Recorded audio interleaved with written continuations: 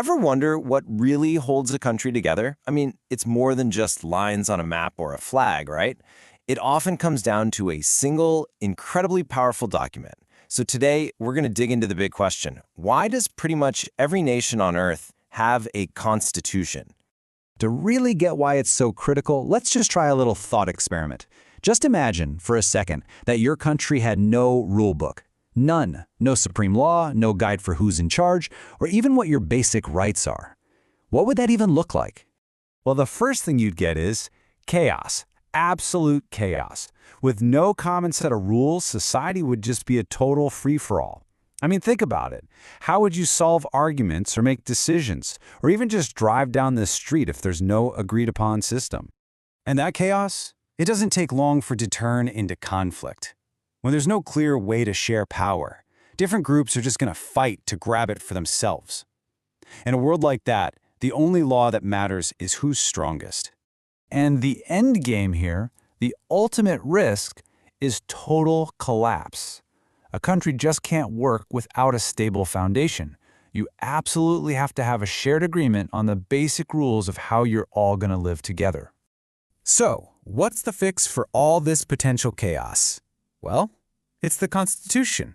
This is the document. It's the supreme law of the land, the one that sets the rules of the game for literally everyone, from the average citizen all the way up to the top leaders.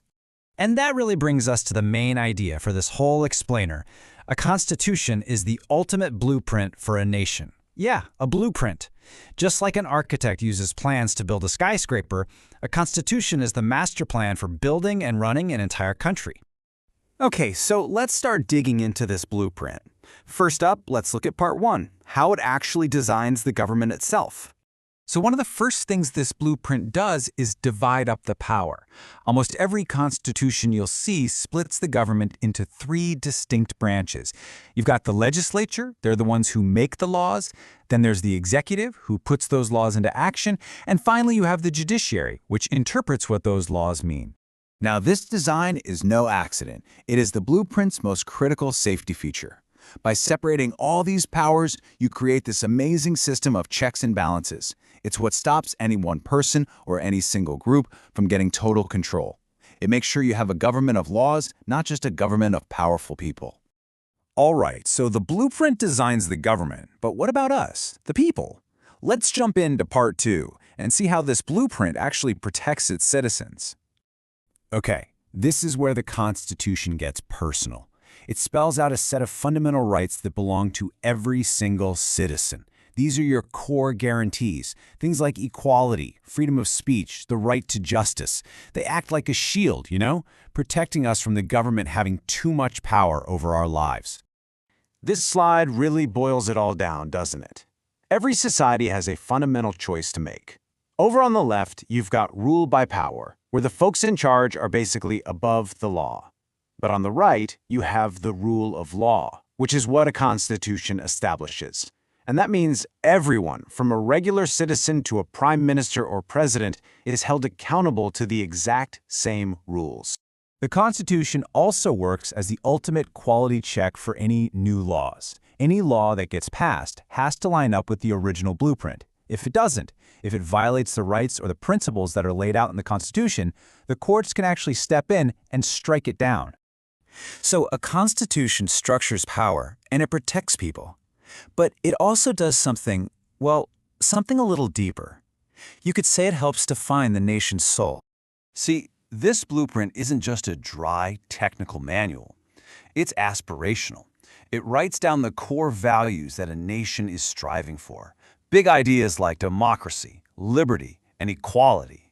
It's basically a collective statement about what a society believes in and who it wants to become. And these shared values, they act like an anchor, especially when things get tough. In a country with lots of different people facing a crisis or big changes, the Constitution is that stable foundation.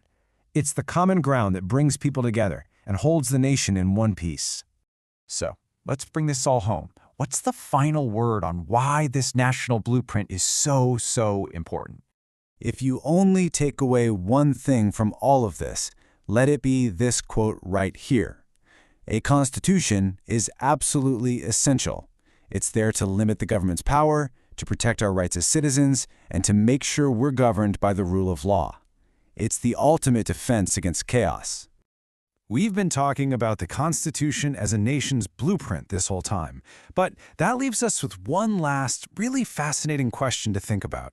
If a society is always growing and changing, can its blueprint ever really be finished, or does it have to be a living document, one that evolves with every new generation?